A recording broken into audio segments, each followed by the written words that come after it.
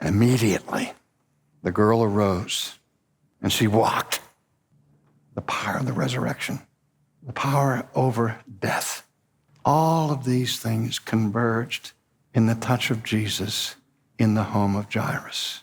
This is the Lord in whom we place our trust for life and for death.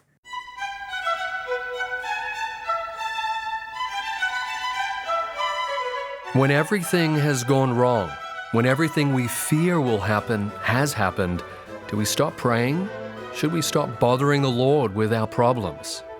In Mark chapter 5, we read about one family whose daughter was close to death. Out of desperation, the girl's father ran to Jesus and begged him to help, but the crowd said to stop bothering him. Welcome to this Sunday edition of Renewing Your Mind. I'm Nathan W. Bingham. We're currently in Mark's Gospel with a short sermon series highlighting the power of Jesus during his earthly ministry. Next Sunday will be our final time in this Gospel, so I do encourage you to respond today while there's time and request the hardcover edition of R.C. Sproul's line-by-line commentary on Mark when you give a donation of any amount at renewingyourmind.org. So, are our petitions to the Lord ever a bother? Here's Dr. Sproul. Mark includes his narrative of Jesus' ministry in Galilee, and we're told that again he crossed to the other side, and when he arrived, he was once more surrounded by multitudes of people who wanted to gain something from close proximity to him. And we read that one of the rulers of the synagogue, who's named here in the text, Jairus. Now, as a ruler of the synagogue, he had some status among the people of Israel, but he was not a rabbi. He was a layman, and the synagogue ruler was in charge of taking care of the building and ordering all of the services that took place within the synagogue building. So he was a man of some expertise and some status, as I said, in the community. And now he comes and he falls at the feet of Jesus. Once again, we see somebody who is facing a hopeless crisis, and when they come to Jesus, they come to him begging, falling at his feet, begging with all earnestness that Jesus might intercede into their crisis and cure whatever the problem may be. And this was his cry: "My little daughter lies at the point of death." I'm sure that the translator struggled to render the Greek there with the phrase, "at the point of death." You know, we have a science called eschatology, coming from the Greek word eschatos, which means last or final things. And in the Greek, in this text, that's the word that is used here. So that when Jairus says, "My little girl is at the point of death," she's at her eschaton. She is at the very end. She is at death's door. She's breathing her last. It's not that she's very sick and in intensive care, but she is literally on her deathbed. And if you don't do something, Jesus, she will surely die.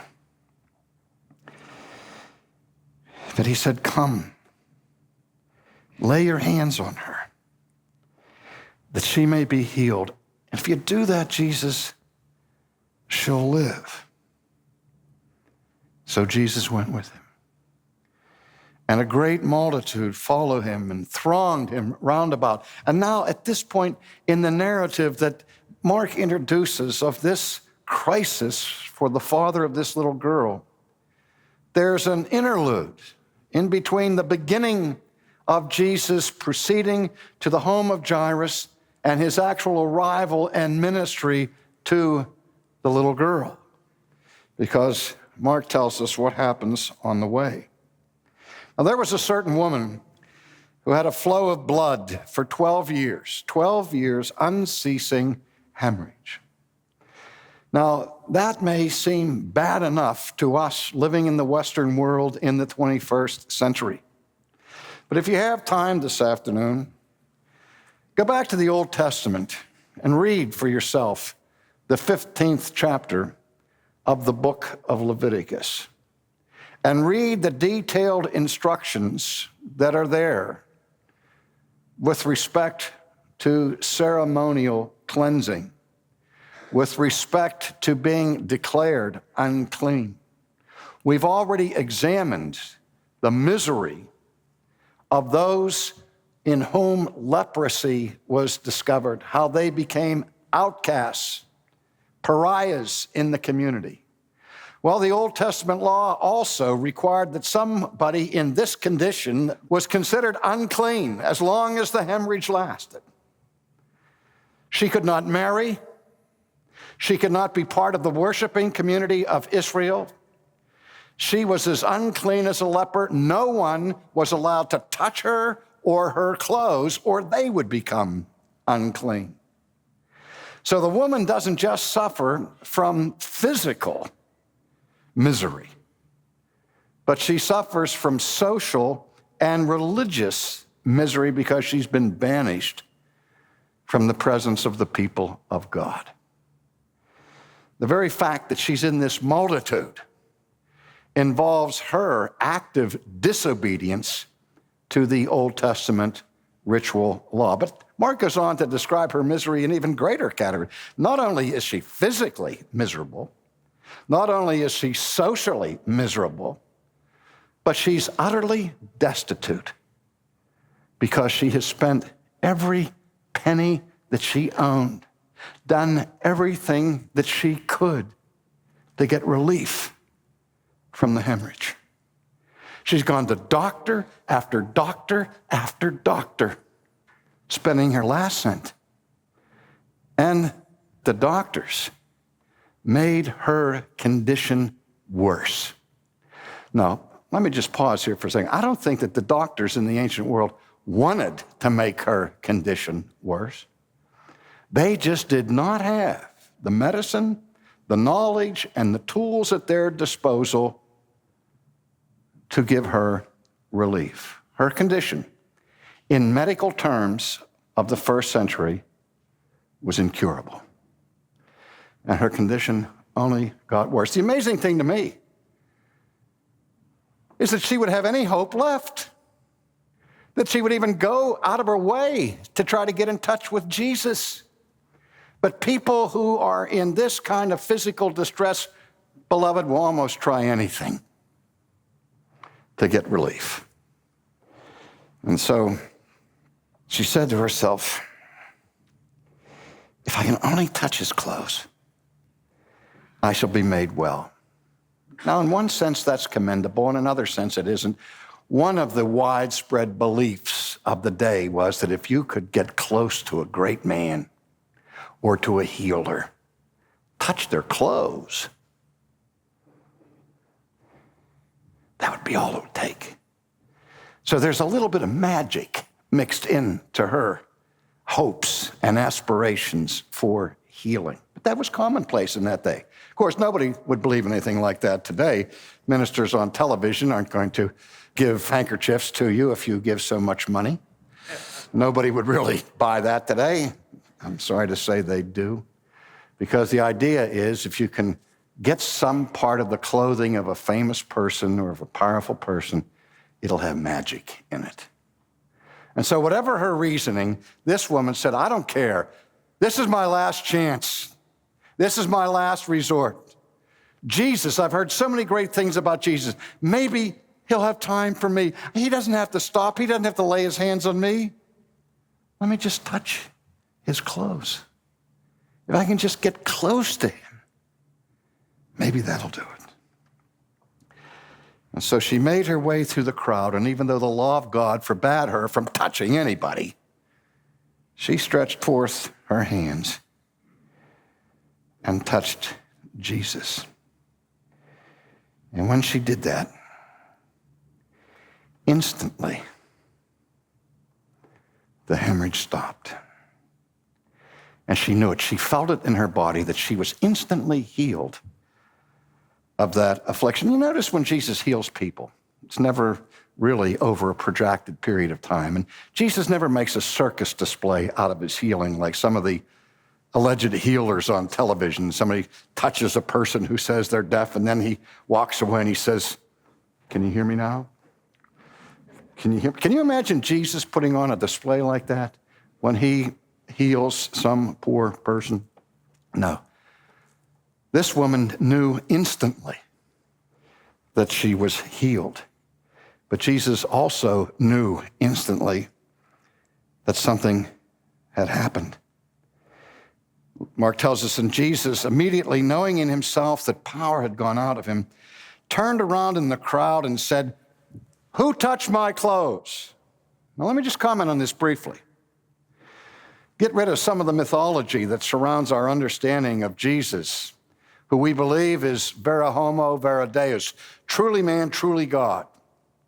And the great heresy that the church had to fight against in the 5th century included the Monophysite heresy that involved deifying the human nature. In the incarnation, the divine nature loses none of divine attributes. The divine nature stays divine, and the human nature stays human. The human nature is not deified, and the divine nature is not humanized. And I say this for a reason. Jesus, touching his human nature, was not omniscient. He didn't know everything. As he later on in this gospel says, he didn't know the day or the hour that the Father had appointed for the consummation of the kingdom. Well, here we have Jesus in his human nature manifesting the limitations of that nature. He didn't know who touched him. He knew somebody touched him. He felt that much. But he didn't know who, and so he stopped. Now remember, he's on the way to minister to a young girl who is at the point of death and maybe by now has even died. Every minute counts. He doesn't have time to delay, but he stops. And he turns around and he said, "Who touched me?" And if ever the disciples are irritated by their master, it's now. What do you mean, who touched you? How are we supposed to know who touched you? There's a thronging multitude pressing and bumping up against you every second, and you want us to discern who it was that touched you? I know somebody touched me because I felt the power go out of me. So really, he's not calling on the disciples to reveal who it was that touched him. Now he's calling on the person to identify themselves. He's looking at the group. Which one of you people out there did this? Who came up to me and touched me and took that power from me? But the woman, fearing and trembling, knowing what had happened to her, came and fell down before him. And listen to this. And she told him the whole truth. When she came into the presence of Jesus and Jesus asked what was going on here, there was no partial truth, no half-truth. She could have said, "I'm an outcast. I broke the law of Leviticus. I'm not allowed to touch you, but I was unclean. I was desperate." She could have just eliminated that, and she could have just said, "Here, I did it." But you see, Jesus wanted the truth, the whole truth, and nothing but the truth. And that's what this grateful woman gave to Jesus. "Jesus, I touched you. I'm unclean. I've just made you unclean according to the law because I touched you.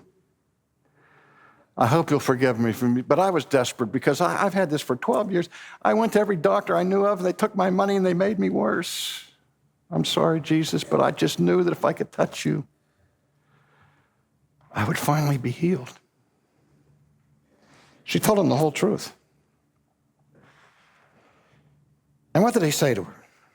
Here's what he didn't say. He didn't say, daughter, your touch has made you well. Nor did he say, daughter, my garments have made you well. No. He said, your faith has made you well. Well, what did he mean? This wasn't name it and claim it. There was no intrinsic power in her faith. Beloved, her faith was not the efficient cause of her healing. Jesus was the efficient cause of her healing. But how did that cause get plugged into this woman? What we would say is the instrumental cause of her cure. It was faith. Just as in our justification, we're not justified because there's any inherent righteousness in our faith that God says, because you have faith, I will save you. No, that faith is called the instrumental cause of justification because it is that tool or that instrument by which we grab a hold of Christ. Christ is the efficient cause of our justification. So in this case, it was Jesus and his power that healed the woman. And he says, go in peace and be healed of your affliction. Now, the go in peace could be seen simply as a standard, customary valediction like goodbye. But I think it means so much more than that to this woman who hadn't had a moment's peace in 12 years. That valediction now takes on whole new meaning to her as Jesus speaks tenderly to her and he says, go now, not in fear, not in trembling, not in misery, but in peace. And the current significance of the verb here saying, and you are healed permanently. And as soon as this happened, while he was still speaking, somebody came from the ruler of the synagogue's house and said, Jairus, it's too late. Your little girl's dead. And then they raise a question to him. Why trouble the master anymore? At one point in your life, beloved, do you say to yourself, why trouble God anymore? Everything that I feared would happen has happened. Why should I bother praying now? My husband died. My child died. I'm dying. Why bother now? There is no time when you stop troubling the Lord, because it is never any trouble to him to hear you cry and to wipe away your tears. But from an earthly perspective, it was too late. The girl was dead. As soon as Jesus heard the word was spoken, he said to Jairus, hey, I know what they said. Don't trouble us anymore. It's too late. Don't be afraid, Jairus. Don't give in to your terror. Just keep on believing. Trust me, Jairus. You came. You were on your face. You asked me to do this when your daughter was at the doorstep of death. Now she's entered that doorstep. It's not too late. You just believe. This isn't over yet. And so he stopped the crowd from following him. The only ones he permitted were Peter, James, John, the inner circle. He came to the house of Jairus and saw a tumult. And the crowd of those who wept and wailed loudly, you know who they were? They were the pros.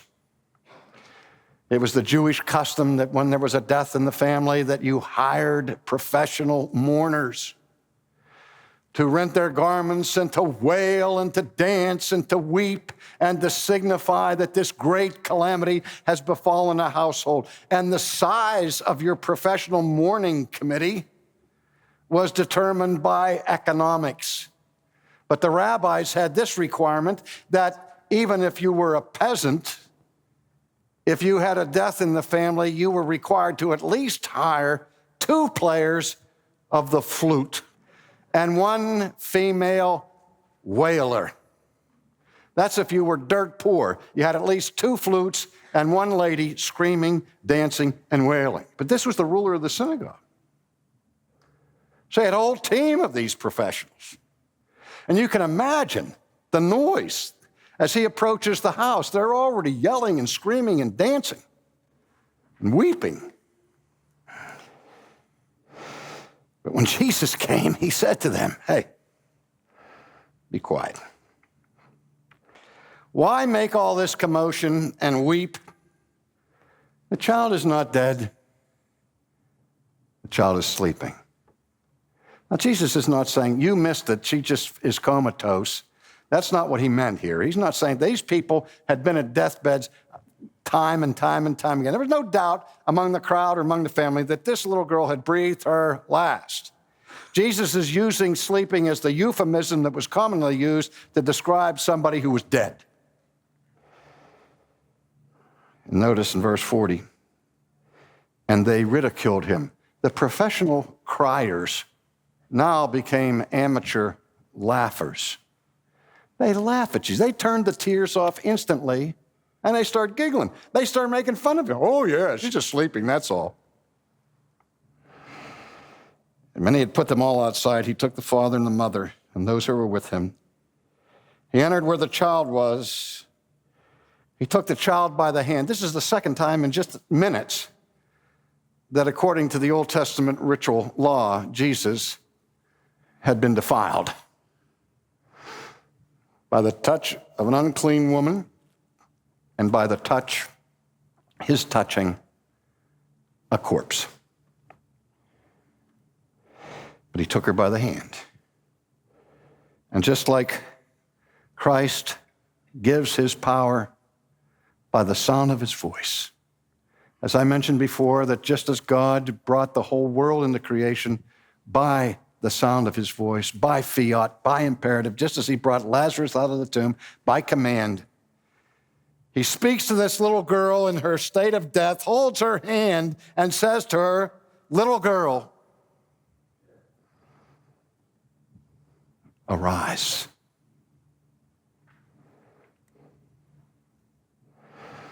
Immediately, the girl arose. And she walked, got up out of bed. She said, wow, I was dead. It's going to take me a while to get my legs.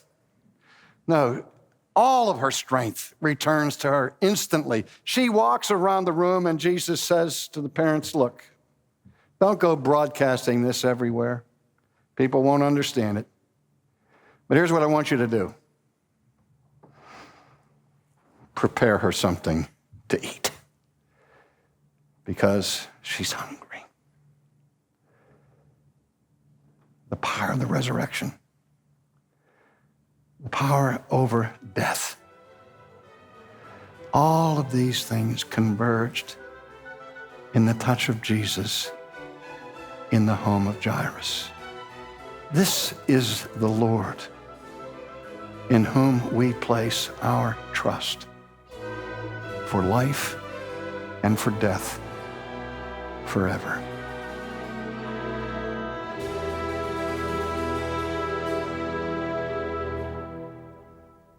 You're listening to Renewing Your Mind, and that was a sermon from R.C. Sproul from the Gospel of Mark.